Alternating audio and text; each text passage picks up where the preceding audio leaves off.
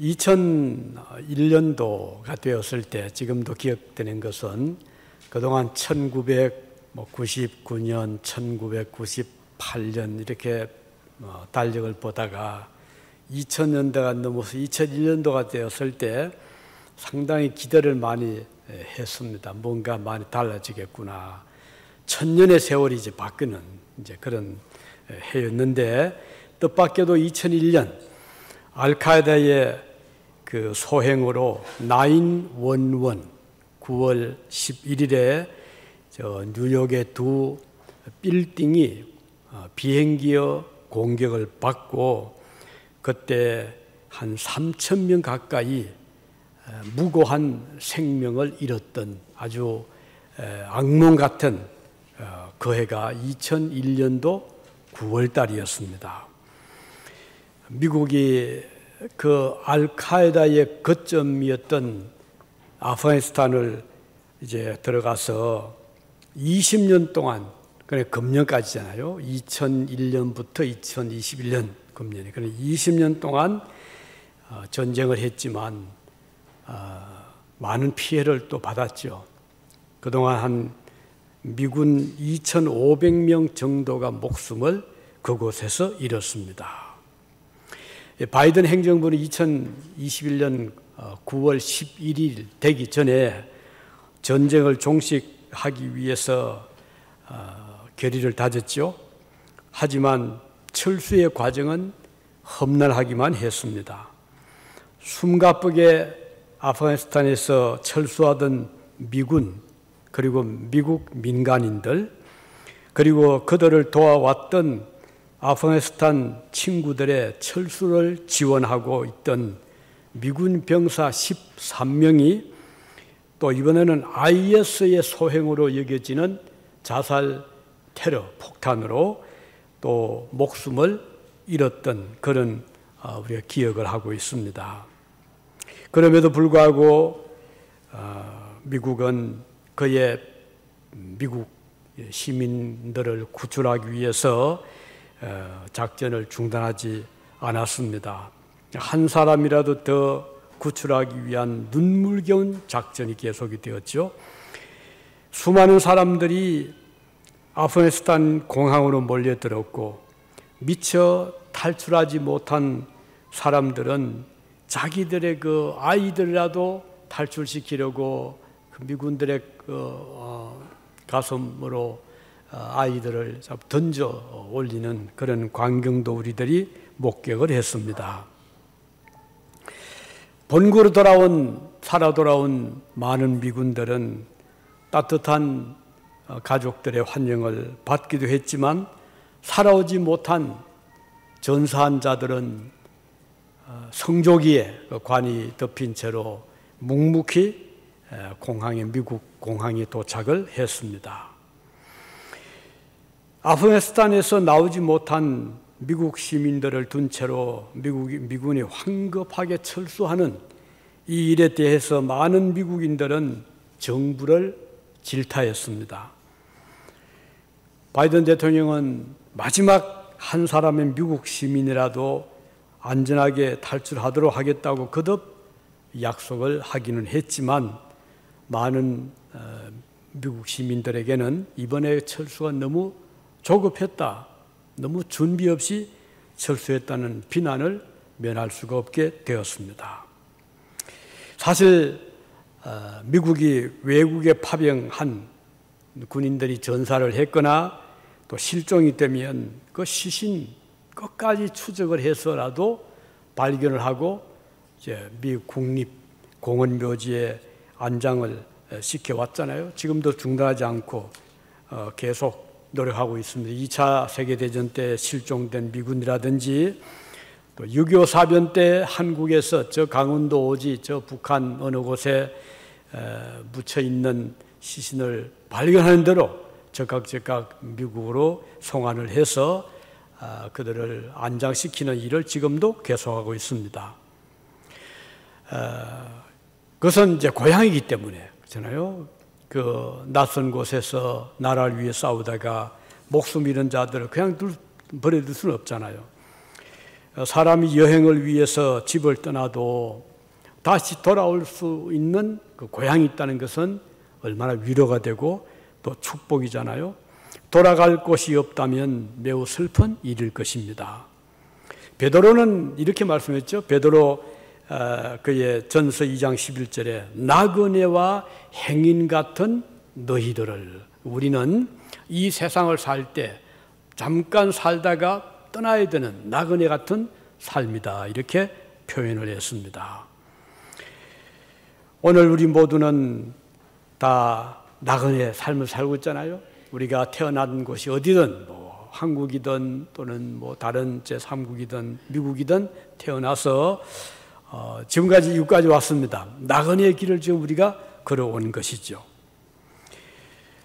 그래서 언젠가 또 우리가 이곳에서 떠날 수도 있고 아니면 여기서 삶을 마칠 수도 있을 것입니다. 우리가 어느 곳에 살든지 이 세상은 나그네 같은 삶이고 행인 같은 삶이다라는 것이 성경의 교훈입니다. 그러나 우리가 돌아갈 수 있는 곳이 있다는 것은 참 위로가 되잖아요. 믿음의 조상 아브라함도 우리와 같은 나그네 삶을 살았습니다.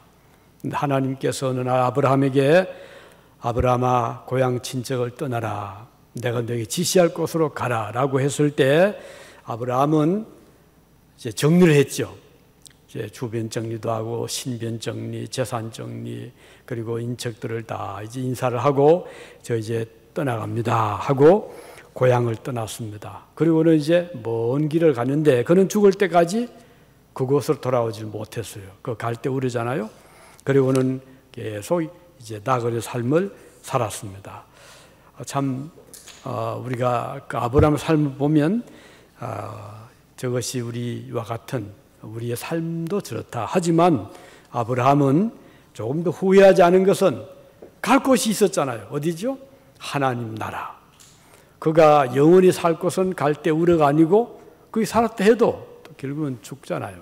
그러나 그가 갈 곳은 하늘, 하나님 기다리고 계시는 그 나라가 있기 때문에 그는 조금도 후회하지 않고 슬퍼하지 않고 소망을 가지고 가나안 땅으로 들어갔던 것이죠. 자, 우리도 마찬가지입니다. 우리가 이 세상을 살아갈 때 우리가 만일에 우리의 고향이 뭐 어디든지 돌아간다고 해도 또 그곳에서 우리는 또 삶을 끝을 내잖아요.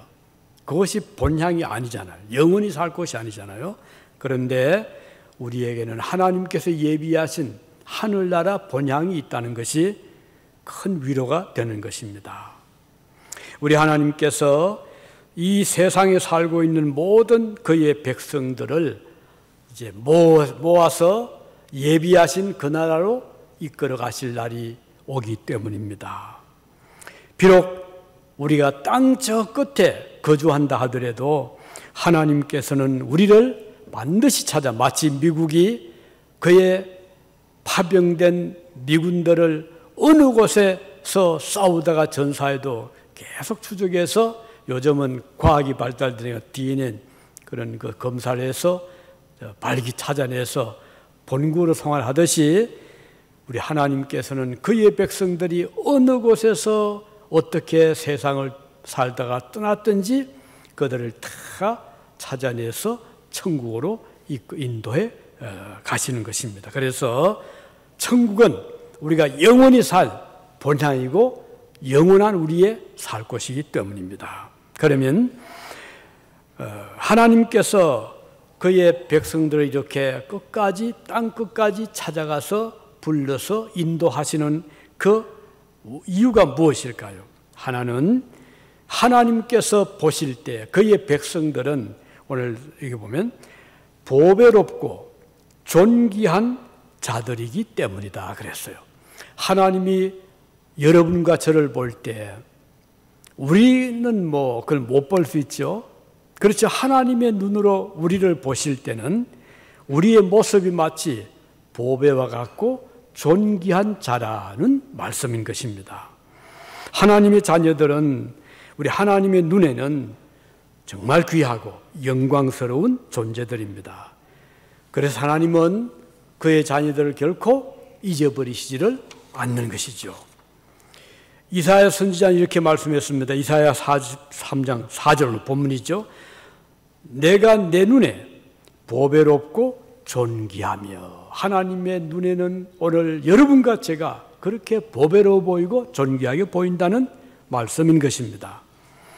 이렇게 성도들은 하나님의 보시기에 가치 있는 존재라는 의미입니다. 우리가 이사를 갈 때 뭘 챙기죠? 제일 먼저 챙기는 것은 가치 있는 거 아니겠습니까? 아주 보배와 같은 거, 금 반지라든지 목걸이라든지 진주 반지라든지 아주 값이 있는 것을 제일 먼저 우리가 찾아서 잘 보관해서 그걸 이제 옮겨가잖아요. 가치 있는 것은 우리가 어느 곳으로 이사를 가든 그걸 꼭 이제 가지고 가는 것입니다. 하나님께서 그의 백성들을 보실 때 그 눈에 우리는 보배와 같고 가치 있는 존재들이기 때문에 우리 하나님께서는 여러분과 저를 천국에까지 반드시 찾아서 인도해 가신다는 것입니다. 멀리 땅끝에 거주하는 사람이라고 하더라도 하나님은 그를 잊어버리거나 버리시지를 않습니다. 그리스도의 백성들은 하나님께서 그 각자의 영혼에 새 생명을 부여한 자들이잖아요. 그리고 그들의 생명은 의로운 아주 보혈의 씻음을 받은 깨끗하게 변화를 받은 자들이잖아요. 하나님의 자녀들은, 택함을 받은 백성들은 그리스도의 보혈로 깨끗하게 정결함을 받은 자들이고, 그래서 하나님은 귀하게 보시는 겁니다. 우리가 어느 곳에 살아도 사람들은 잊어버릴 수 있지만 하나님은 결코 우리를 잊어버리시지를 않습니다. 한 영혼의 가치를, 요즘에 많은 사람들은 사람의 생명을 돈으로 자꾸 따지려고 하잖아요. 그래서 사고 나면 보상해 주지. 그 보상 가지고 생명을 다시 가져올 수는 없잖아요. 사람의 생명은 돈으로 환산할 수 없는 무한한 가치가 있는 것입니다. 보배와 같은 존재들입니다. 그래서 우리 하나님은 한 생명은 천하보다 귀하다 그랬어요. 오늘 여러분과 저의 생명은 온 세상보다 더 귀한 것입니다. 절대로 우리 생명을 포기하지 말아야 됩니다. 절대로 포기해서 안 됩니다. 조금 힘들면은 미국에서도 가장 사망률 높은 것 중에 하나가 이 자살이라고 하네요. 정말 슬퍼지요? 한국도 얼마나 그런 그 목숨을 경시하는, 그런데 성경에 보면 우리의 영혼의 가치는 천하보다 귀하다 이렇게 말씀했습니다. 노아 시대 때 보세요. 하나님이 그 노아의 생명을 귀하게 보신 이유는 그는 의로운 사람이었거든요. 하나님께서 노아에게 이미 120년 전에 노아야 배를 만들어라. 앞으로 120년 후에 큰 홍수가 올 터이니 배를 만들어라 라고 말씀했습니다. 노아가 그 말씀을 듣고 부지런히 배를 만들었잖아요. 그래서 노아와 그 8 식구는 홍수 중에서도 구원을 받았습니다. 하나님은 그의 사랑하는 자녀의 가정, 노아의 가족들을 이렇게 보호를 해 주신 것입니다. 하나님의 눈에는 보배로 보이기 때문입니다. 그런데 오늘 많은 사람들은 이 하나님의 눈에 보배롭게 보이지 않는 삶을 살아가고 있습니다. 얼마나 슬픈 일이잖아요. 그러니까 죄악 가운데 살아가고, 그리고 회개하지 않고 하나님을 알지 못하고 살아갑니다. 그러나 하나님의 백성들은 그런 삶이 아니라 항상 하나님의 은혜를 감사하고 그리고 회개하고 의로운 삶을 살 때에 하나님은 그 한 영혼을 천하보다 귀하게 보시고 끝까지 버리지 않고 땅끝에 거해도 하나님이 그를 찾아서 천국으로 인도해 가시는 것입니다. 그렇기 때문에 오늘 우리는 마음 든든하죠. 우리가 어디에 살아도 하나님은 나를 반드시 마지막 날 천국으로 인도해 가시리라. 그 믿음을 가질 수 있는 것입니다. 하나님께서 보실 때 우리가 그만큼 존귀한 자들이기 때문이고 하나님의 눈에 보배처럼 보이기 때문인 것입니다. 그 다음 또 하나님께서 우리를 땅끝에서부터 오게 하시는 이유가 뭘까요? 두 번째 이유는 우리는, 저와 여러분은 하나님의 사랑의 대상이기 때문에, 첫째는 보배와 같이 귀한 존재들이기 때문이고, 두 번째는 하나님의 사랑의 집중적인 대상이기 때문입니다.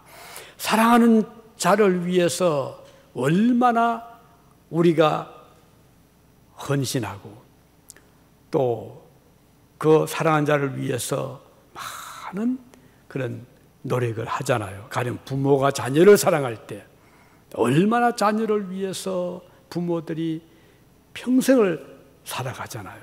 왜? 사랑하기 때문입니다. 우리 본문 4절에 내가 너를 사랑하였은즉, 내가 하는 하나님이 너를, 우리를 사랑하였은즉 그랬어요.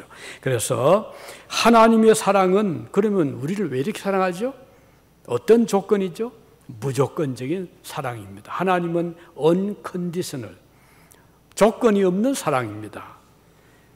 우리 인간의 사랑은 조건적일 때가 많아요.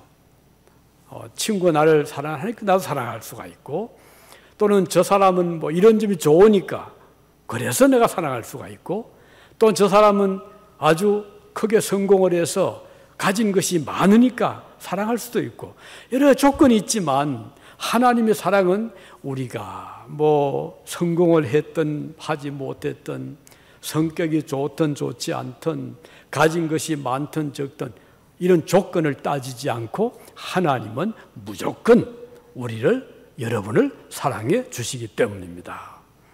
사랑할 만한 조건이 있어서가 아니라는 것이죠. 그래서 우리 하나님의 사랑은 무조건적이고 무한하고 영원하다. 그래서 하나님이 한번 사랑하는 자는 끝까지 사랑하십니다. 버리시지를 않는 것입니다. 이게 인간의 사랑과는 다른 것이죠. 사람의 사랑은 조건에 따라 또는 시간에 따라 바뀔 수가 있거든요. 변할 수가 있죠. 하나님의 사랑은 절대로 변하지를 않습니다. 아마 여러분들 어릴 때부터 하나님을 믿어온 분들도 계실 테고, 또 좀 비교적 성장해서 믿어온 분도 계실 텐데, 이제 경험하시면 알 겁니다. 우리는 때때로 낙심도 하고, 우리는 때때로 실망도 하고, 하나님을 좀 멀리하기도 하지만 하나님은 항상 우리를 가까이 하시고 우리와 동행하시는 것입니다. 정말 놀라운 일이잖아요. 이것이 바로 부모의 자녀에 대한 사랑과 비슷합니다. 아무리 자녀가 뭐 때로는 좀 실수하고 부족하고 사업하다가 실패를 해도 부모의 사랑은 변함이 없잖아요. 우리 하나님 사랑이 그런 것입니다. 우리가 훌륭해서, 우리가 위대해서가 아니라 하나님께서 우리를 사랑하시기 때문에, 그 사랑은 무조건적이기 때문에 우리가 부족하고 위대하지 못해도 그 사랑은 변함이 없는 것입니다. 인간의 사랑은 조건적이라고 했죠. 그 사람 배경을 보고 그 사람의 뭐 뒤에 앞으로 나에게 도움을 줄 것이기 때문에 그래서 사랑할 수가 있을지 모르지만, 우리 하나님의 사랑은 전혀 그렇지 않습니다. 아무런 그런 가치가 없어 보여도, 또 아주 성격이 난폭해도 또는 가난해도 병약해도 하나님은 우리를 사랑하시기 때문입니다. 우리 성경에 보면 그런 경우들이 많이 있잖아요. 가령 삭개오는 세리장이었거든요. 유대인들이 되게 미워했어요. 왜냐하면 저 삭개오는 우리 돈을 착취해가지고 로마에다가 바치고 또 많이 착취해서 자기 배를 채운다. 얼마나 그 매국노라 같이 또 착복하는 욕심쟁이. 그래서 아주 죄인 취급을 했거든요. 그런데 예수님은 삭개오를 보시고 삭개오야, 내가 오늘 너희 집에 들어가서 유하겠다 그랬어요. 그 삭개오가 깜짝 놀랐잖아요. 자기 이름을 불러주고 자기 집에까지 예수님이 오리라고는 상상을 못했습니다. 삭개오는 너무너무 좋아서 집으로 달려와서 잔치를 배설했잖아요. 음식도 만들고 송아지도 잡고 해가지고 큰 잔치를 베풀었어요. 우리 예수님은 사람들이 미워했던 삭개오 집에도 가셨고, 그것뿐인가요? 십자가의 강도 보세요. 얼마나 강도짓을 했으면 사형을 받게 됐잖아요. 그래서 마지막 죽어가는 그 순간에 예수님은 그 한 강도를 보시고 네가 오늘 나와 함께 낙원에 있으리라 그렇게 말씀하셨습니다. 그걸 구원해 주셨잖아요.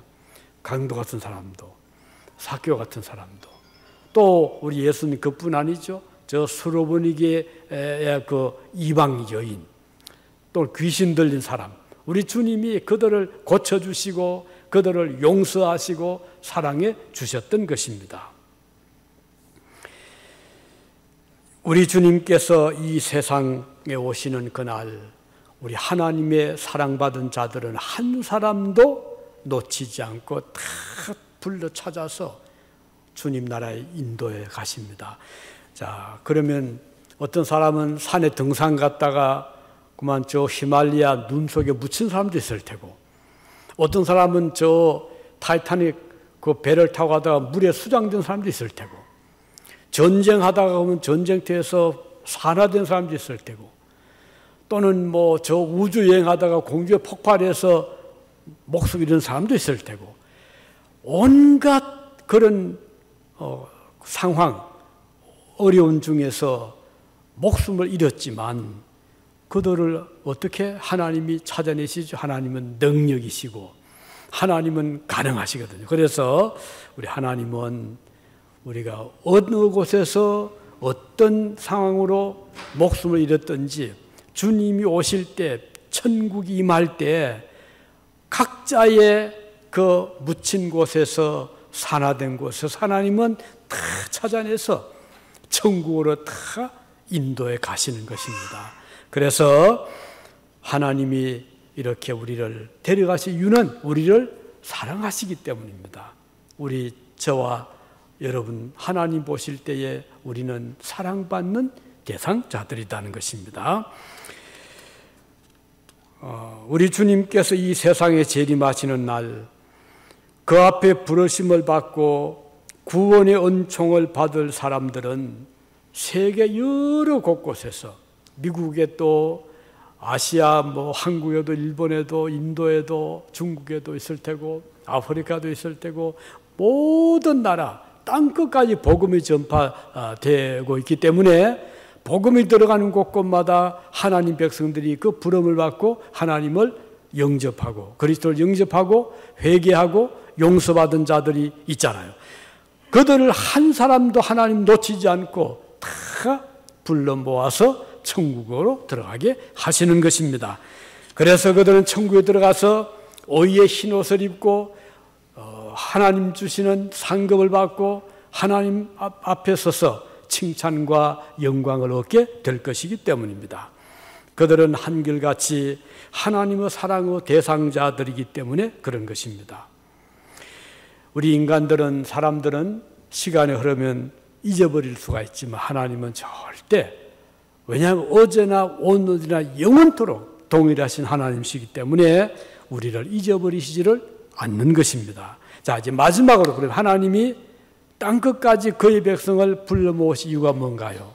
자, 첫째는 우리 하나님께서 우리를 보실 때 보배처럼 귀하게 보시기 때문이고, 두 번째 우리를 사랑하시기 때문이고, 마지막 세 번째는 하나님께서 우리를 통해서 영광을 거두시기를 기뻐하시기 때문입니다. 자, 우리가 하나님께 어떻게 영광 돌리죠? 하나님을 찬양할 때 하나님이 영광을 받으시거든요. 우리가 오늘도 성가대 아름다운 찬양을 드릴 때 하나님이 얼마나 기뻐하십니까? 우리가 주님을 노래하고 하나님께 감사하고 하나님을 우리가 사랑할 때 그 영광은 주님께 올라가게 되거든요. 그래서 우리를 버리시지 않고 우리를 찾아서 천국으로 인도해 가시고, 또 천국에 들어가서 우리가 할 일이 뭐죠? 밤낮 우리가 할 일은 하나님을 노래하고 하나님을 찬양하고 하나님께 영광 돌려드리고 감사하고, 이것이 우리 천국의 우리의 삶의 그런 과정입니다. 이 세상에서는 우리가 일을 해야 되잖아요. 회사에 가서 일하든 뭐 농토를 파든 또 땅속에 뭐 광부가 돼서 굴을 파든 아니면 사무실 앉아서 컴퓨터를 들여다보든, 이 세상에서는 각자의 직장에 따라서 자기 일을 해야만 됩니다. 이게 하루 8시간, 일주일 뭐 5일, 6일 뭐 일하고 얼마나 힘들잖아요. 그러다가 세월이 흘러가고 몸은 점점 노쇠해지고 언젠가는 다 놓고 이제는 일을 못하게 될 날이 오지만, 천국은요 그러질 않습니다. 천국에서 우리가 이 세상에서 뭘 먹을까 입을까 걱정할 필요가 없거든요. 천국에서는 직장 때문에 사업 때문에 고생할 필요가 없습니다. 천국에 들어가면 날마다 감사가 넘치고, 그래서 찬양이 나오고 노래가 나오고 하나님께 박수를 치고, 이게 천국 시민들의 삶의 모습인 것입니다. 그래서 천국은 이렇게 하나님께 영광을 돌리는 영광의 나라입니다. 하나님께서 오늘 여러분과 저를 끝까지 찾아서 그 나라에 데려가신 이유는 하나님께서 우리를 통해서 영광 받으시기를 기뻐하시기 때문입니다. 그러면 우리가 이 세상에서 천국의 어떤 미리 천국의 삶을 우리가 볼 수 있을까? 느낄 수 있을까? 체험할 수 있을까? 그런 감정 가질 수 있을까? 가능하죠. 그것은 바로 이 세상에서 우리가 믿음의 삶을 통해서 하나님을 찬양하고 또 성도의 사랑의 교제를 나누고 하나님께 감사할 때 그 어떤 부분적이지만 완전하지는 않지만 천국의 모습을 우리가 좀 몸으로 느낄 수가 있는 것입니다. 그래서 교회 생활을 잘 하게 되면 천국의 그 어떤 삶의 어떤 모습을 부분적이지만 볼 수가 있는 것입니다. 걱정, 근심이 사라지잖아요. 아무런 염려가 우리를 괴롭히지 않잖아요. 그리고 자유를 느끼잖아요. 무엇을 먹을까? 어떤 일을 할까? 오늘 밤에 편히 잠을 잘 수 있을까? 이런 걱정할 필요가 없는 거예요. 천국은 모든 것이 순조롭게 물 흐르듯이 그렇게 아무런 어려움 없이 흘러가기 때문에, 그리고 천국은요 시간 개념이 없습니다. 천국은 태양이 없어요. 시간이라는 것은 태양과 지구와 이런 그 조화로 시간이 나누어지잖아요. 공전, 자전과 공전 통해서 하루 24시간, 1년 365일. 천국은 태양 자체가 없다니까요. 그러면 시간이 없는 거예요. 무한한 영혼의 세계입니다. 그러니까 천국에 들어가면 태어나고 또 뭐 성장하고 아니면 늙고 병들 이런 것이 없어요. 항상 완전한 상태로 가장 완전하고 가장 건강하고 가장 밝은 아주 아이디얼한 유토피아적인 그런 상태에서 천국은 영원히 지속되기 때문에 지루하지 않습니다. 걱정할 거 없어요. 아무런 걱정이 없습니다. 그리고 한날 한시같이 같은 그런 낙원의 삶이 계속되기 때문에 그 천국은 우리들에게 가장 행복한 복된 상태의 삶이다, 이렇게 볼 수가 있는 것입니다. 이제 하나님께서 오늘 우리를 지으실 때 목적 있게 지으셨잖아요. 하나님이 지으신 것은 어느 하나도 목적 없이 지어진 것이 없습니다. 인간뿐 아니죠. 만물도 마찬가지예요. 우리가 먹는 많은 그 약들 있잖아요. 그 약의 성분은 하나님이 지으신, 그것이 뭐 동물이든 식물이든 아니면 광물이든 거기서 다 뽑아내가지고 인간의 그 병을 치료하잖아요. 목적이 있는 겁니다. 지난번에 우리 한번 그 한의사 여기 와서 강의를 했을 때 그런 말을 이제 장거리 밖을 둘러보더니 여기 약초가 많습니다 그러더라고요. 약초가 많대요 여기 오레곤에. 그러면서 우리 교회 주변을 보더니 여기에도 좋은 식물들이 많네요. 그 중에 하나를 예를 들었는데 그 민들레였어요. 우리 민들레 많잖아요. 그러면서 민들레가 이런 그 한약재에 들어가고 그분은 이제 의사니까 잘 알더라고요. 그런데 또 그 얘기를 해요. 이 신기하게 민들레는 사람을 따라간답니다. 처음엔 그게 좀 이해가 안 되더니 아니 어떻게 민들레 사람 따라가요? 사람이 사는 곳에 민들레가 있다는 거예요. 사람이 살지 않은 곳에 민들레가 없답니다.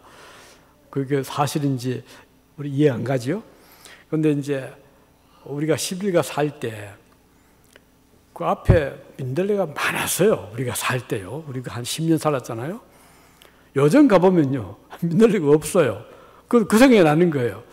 그때 그 한사가 우리 교회 와서 강의하면서 민들레가 사람을 따라간다 하더만 이건가? 이 교회 주변에 민들레 많아요. 근데 11가도 많았거든요. 우리 살 때. 지금 없거든요. 신기하잖아요. 저는 그걸 생각하면서 하나님께서 인간들에게 필요한 것들을 주시는데 식물도 그렇고 동물도 그렇고 또 광물도 그렇고 하나님 만드신 목적이 있단 말이죠. 그런데 인간의 몸도 그렇잖아요. 눈에 목적이 있고 귀의 역할이 있고 또 뭐 손의 역할, 발의 역할 다 있는데 이 모든 목적이 있게 지어주신 하나님. 그러면 인간의 삶의 목적이 뭔가 이거예요. 우리가 몸에도 손에도 발에도 우리 머리에도 다 목적 있게 지으셨는데 그러면 내 자체의 목적이 뭔가 이거예요. 우리 성경은 하나님이 우리를 지으실 때 당신의 영광을 위해서 당신의 찬양을 위해서 지으셨다는 거예요. 사람의 제일 된 목적이 무엇입니까? 그 1500년대 칼빈이 그 요리문답 천문대 물음이 그거예요. 사람의 제일 된 목적이 무엇인가? 이렇게 물었어요. 답하기를 하나님을 즐거워하고 하나님을 기쁘게 하고 영광을 돌리기 위한 것이 사람의 목적이다 이렇게 답을 하고 있어요. 자, 그게 무슨 뜻인가? 오늘 여러분과 제가 요 체험할 수 있거든요. 하나님을 기쁘시게 하는 삶을 살아보면 그 삶의 보람을 느끼거든요. 삶의 의미를 느끼거든요. 거기에 기쁨이 있고 평안이 있거든요. 그런데 그게 아니고 나를 위해 산다고 생각합시다. 무슨지 나를 중심해서 마치 태양계 태양을 중심하는 것처럼 먹는 것도 내가 좋아하는 거, 사는 것도 나를 중심해서 제일 좋은 건 내가 가져야 되고 너도 나를 위해 이렇게 산다고 생각해 보세요. 자녀들을 많이 낳은 부모가 얘들아 나를 위해 살아라. 그래서 첫째 아들은 나를 뭘 해주고 둘째는 뭘 해주고 이렇게 살아보십시오. 행복할까요? 절대 그렇지 않습니다. 이게 바로 우리의 삶의 목적은 내 자신의 영광을 위한 것이 아니고 무엇인가 서브하고 봉사할 때 그 보람이 되잖아요. 부모는 자녀를 위해서 평생을 기도하고 자녀들을 위해서 말씀으로 또는 자녀들을 학업 공부를 위해서 서포트할 때 부모의 보람을 느낀단 말이죠. 오늘 하나님의 자녀들은 내가 왜 일을 하는가? 내가 왜 먹고 왜 하루를 사는가? 왜 사업을 하는가? 돈 벌어 잘 먹고 잘 살기 위해 그렇게 되면요. 그 보람이 없습니다. 오히려 그게 아니라 무엇인가 나를 위해서 것이 아니고 누군가를 위해서 그 누군가가 중요해요. 그러면 내가 사랑하는 자를 위해서 그 기쁨이 있잖아요. 내가 아끼는 자를 위해서. 그런데 그것도 완전한 목적은 못 됩니다. 최고의 목적은 뭔가? 나를 창조하시고 우주 만물을 지으신 위대하신 하나님을 위해서 산다고 할 때 그 삶의 목적은 정말 위대하게 되는 것이에요. 여기에서 위대한 예술이 나오죠. 위대한 음악이 나오죠. 위대한 미술이 나오죠. 위대한 문학이 나오죠. 위대한 철학이 나오죠. 그 이유는 우리를 지으신 창조주를 위해서 살 때 그렇게 되는 거예요. 그래서 오늘 드리고 싶은 말씀은 이렇게 살 때 하나님 우리를 땅끝까지 우리를 찾아서 불러서 그의 나라로 데리고 간다는 거예요. 왜? 우리가 천국에 들어가서 우리가 할 일이 뭐죠? 하나님을 노래하고 주님을 찬양하고 감사하고 하나님 걸 기뻐하시거든. 그래서 오늘 저와 여러분들은 걱정할 거 없어요. 내가 어디 살다 어떻게 세상을 떠나도 하나님이 나를 반드시 찾아서 주님 나라로 인도해 가실 것이다. 내가 병들어 죽든 나이 많아 죽든 상관할 거 없어요. 우리가 들어갈 곳은 천국이거든요. 그래서 오늘 이 말씀을 기억하시면서 땅끝까지 우리를 찾아서 주님 나라를 이끌어 가실 하나님을 바라보고 오늘도 믿음으로 살아가시기를 바랍니다. 기도하시겠습니다.